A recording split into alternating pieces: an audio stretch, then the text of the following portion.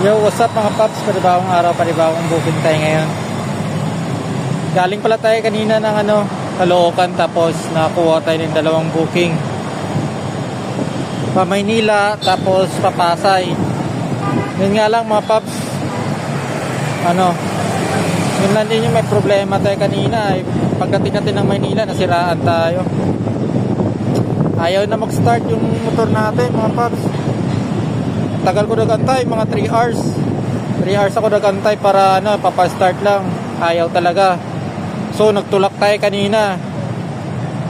Tulak tayo mga 10 minutes tayo nagtulak papunta doon sa shop. Tapos yung problema nun, yung wiring dun sa yung lining nung brake natin.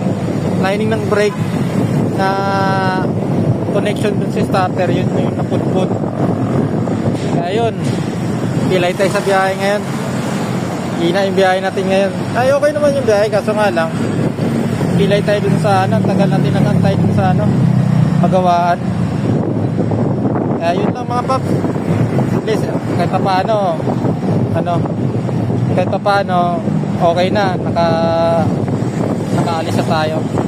Tagal ko nga nag-antay dun sa booking na tinig na kasi yung customer nagre-reklamo sa customer. Ayun lang mga paps, ingat sa atin lahat. God bless, ride safe.